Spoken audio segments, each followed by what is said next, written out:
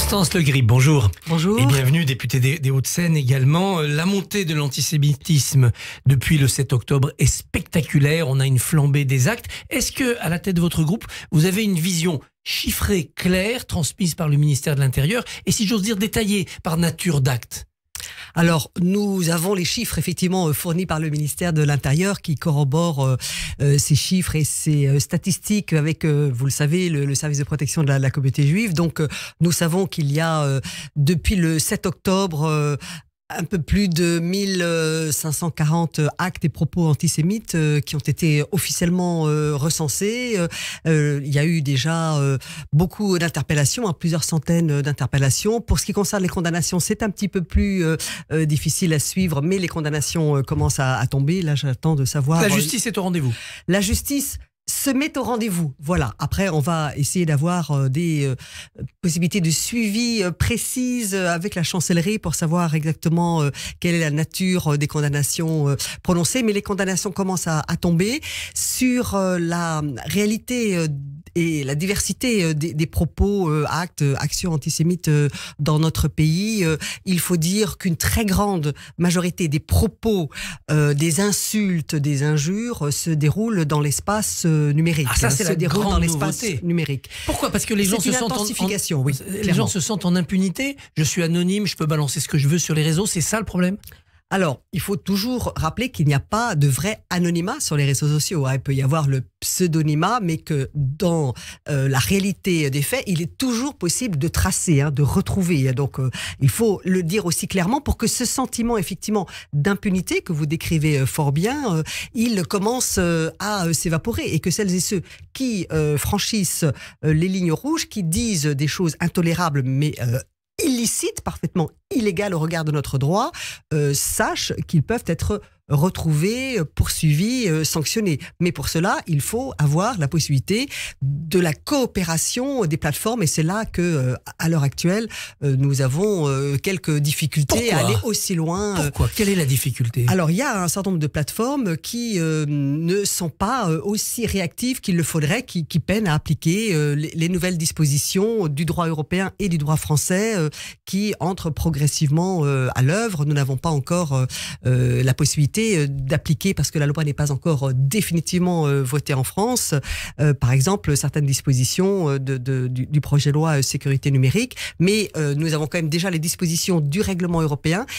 Des plateformes peinent américaines, pour ne pas le dire, bien évidemment, à appliquer ces dispositions parce qu'elles prétendent ne pas avoir suffisamment de modérateurs. Elles disent que c'est un manque de moyens. Est-ce que c'est un manque de volonté? Pour certaines, effectivement, il y a une difficulté à appréhender clairement ce qu'est la liberté d'expression, les limites qui doivent être posées à la liberté d'expression et un manque effectivement de bonne volonté, je dirais, à coopérer avec la justice des pays européens, clairement. Quand notre loi sur le numérique sera complètement adoptée, que les décrets seront pris, voilà. Quels outils ça donnera? Quels outils supplémentaires? Bien, la justice pourra être saisie et pourra aller plus loin dans la demande d'identification des personnes.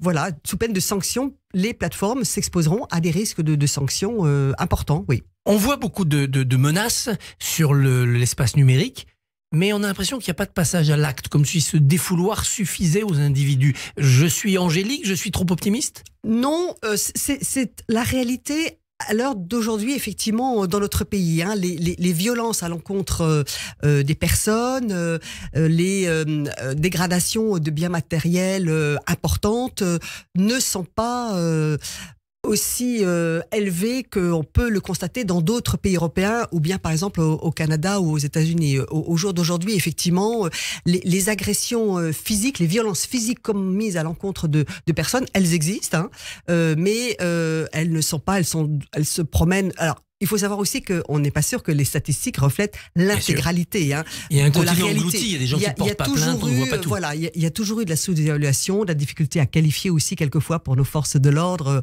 On les aide et le ministère de la Justice et le ministère de l'Intérieur sont très proactifs pour arriver à caractériser avec la circonstance d'antisémitisme, bien évidemment. Mais il n'y a pas encore ce qui se produit dans d'autres pays européens, une vraie violence physique qui se déchaîne.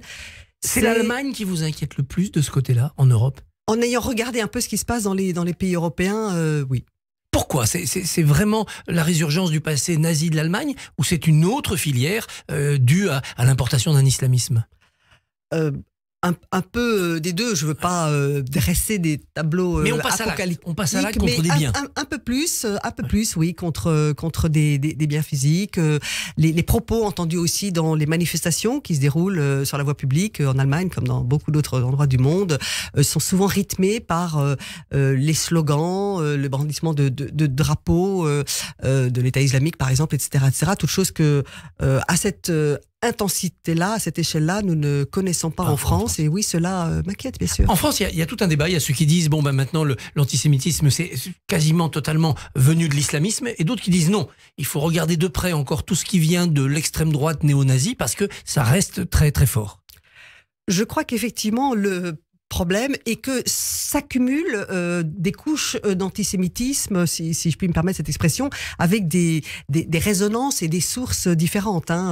Le complotisme qui est présent dans toutes les formes d'antisémitisme, l'antisémitisme ancien, si je puis dire, comme les formes nouvelles d'antisémitisme, il est là et bien là. On l'a vu, par exemple, pendant la crise des Gilets jaunes, on l'a vu beaucoup sur les réseaux sociaux d'ailleurs à ce moment-là, mais pas que sur les réseaux sociaux, on l'a vu aussi pendant la crise pandémique, et ce complotisme qui génère un antisémitisme rance, nauséabond, à l'ancienne, si je puis me permettre cette expression-là, il existe toujours, mais c'est vrai, pourquoi le nier, qu'il y a des formes nouvelles d'antisémitisme qui ont surgi et dont une grande source, si je puis dire, est l'islamisme radical, oui, le djihadisme islamique. Est-ce que vous vous inquiétez de ce qui se passe chez les très jeunes? On voit dans certaines écoles, dans certains collèges, des professeurs qui ont du mal à évoquer la Shoah ou à aborder les problèmes d'actualité parce que les enfants, très tôt, sont inscrits dans des schémas de rejet du juif. Est-ce que vous pouvez agir contre ça? Alors, on s'inquiète toujours de ce qui se passe dans les jeunes générations, bien évidemment. Et puis, il y a eu des sondages d'opinion qui ont montré qu'effectivement,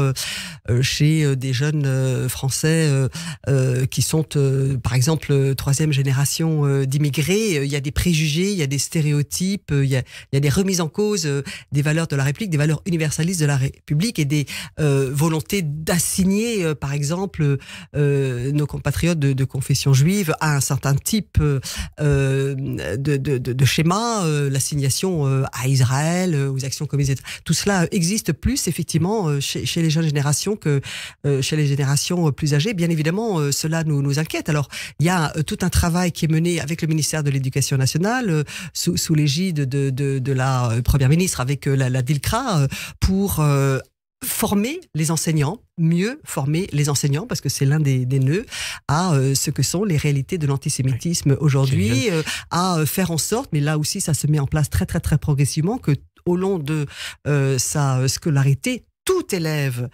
dans les établissements scolaires français aura eu au moins une fois l'occasion d'aller dans un lieu mémoriel où on lui parlera de la Shoah, mais pas que de la Shoah, de la réalité de ce qu'est l'antisémitisme et de ce que ce poison signifie pour notre société et notre République. Beaucoup de choses sont en train de se mettre en place, mais tout est toujours lent. Un peu trop lent, oui. Pas faute de moyens, mais faute de capacité à déployer en même temps toutes les missions, par exemple, que l'on confère de plus en plus à l'éducation nationale. Mais vraiment, ce qui se passe chez les jeunes gens est effectivement inquiétant. Est-ce que vous avez l'impression aussi que cette violence antisémite va libérer plus globalement une violence contre toutes les religions et que ceux qui ont envie de mettre des tags sur une mosquée ou de vandaliser une église vont se sentir presque libérés parce que l'antisémitisme ouvre la voie? Je n'irai peut-être pas jusqu'à dire cela, mais c'est vrai qu'on sent s'installer dans notre société un état de tension, un état de confrontation, une espèce d'histarisation du traitement de certains sujets dans l'espace public, où nous devrions pouvoir aborder toute une série de sujets d'une manière, je dirais, raisonnée, rationnelle, dans le cadre de ce qu'on a comme vision idéale, du débat contradictoire dans une démocratie.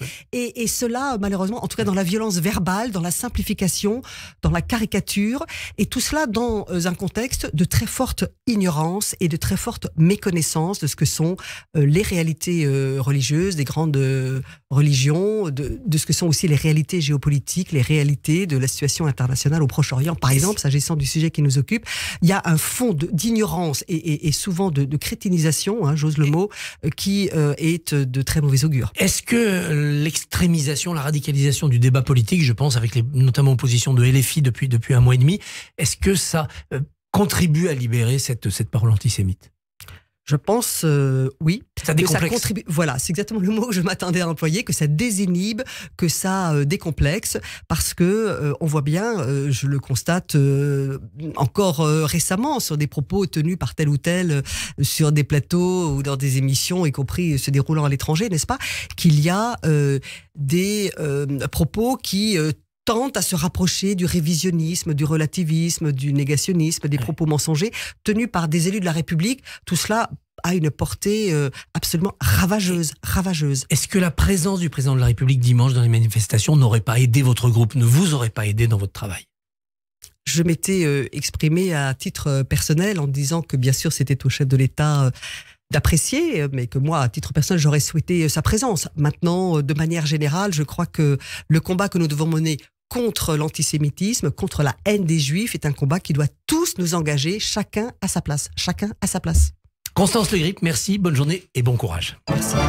Merci beaucoup Christophe Barbier. Il y a des formes nouvelles de l'antisémitisme et dont une grande source est l'islamisme radical. Constance Le Grip a retrouvé un podcast sur notre site internet radio-j.fr et sur notre chaîne YouTube. Je vous dis à lundi Christophe. À lundi. Radio J, retrouvez le Barbier du